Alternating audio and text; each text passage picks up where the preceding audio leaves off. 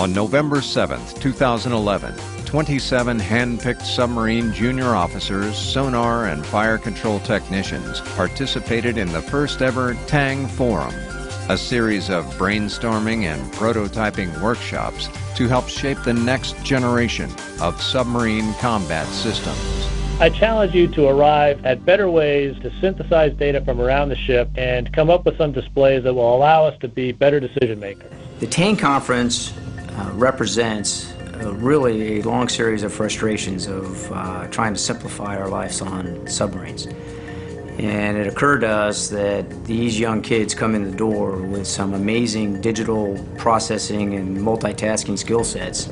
So what we're really trying to do is leverage those talents they already have and kind of make our combat systems and our displays more of an evolution of what they already know. So we are striking that balance of well-connected youth and experienced warriors to try to get this magic to occur. Someone at APL has sat in on a speech by Eric Hazeltine, who used to work at Disney, and he thought if you're going to do this, you need to tap into industrial design or design engineering.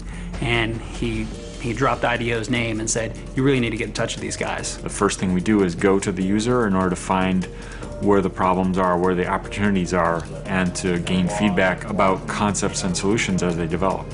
Early freewheeling discussion and early fast prototypes and loose activities such as brainstorming are not only productive, but they're essential. If you're coming up with novel ideas, you need novel approaches. Look at this. Scan through threats like a fingerprint scanner.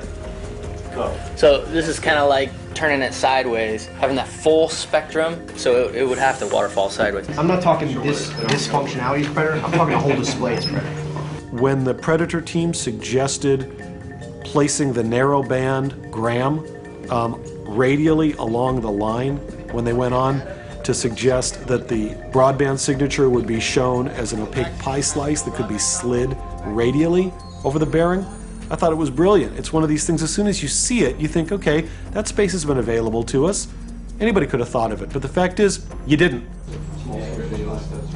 It could like change colors or something based on it. Right.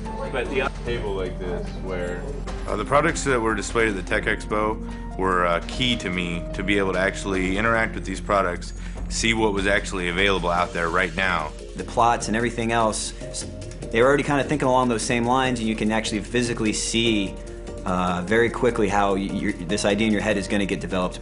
This group has been probably the most productive, the most focused, and the most creative of any workshop group I've ever worked with. Where the TANG workshop has really differentiated itself from almost any other workshop I've been involved with is the key decision makers and the key people that are going to propel these initiatives forward are in the room. So what we've seen so far is somewhat eye-watering. We have not been disappointed with the great ideas coming out of these kids. That's the whole purpose of this TANG conference. It's their time.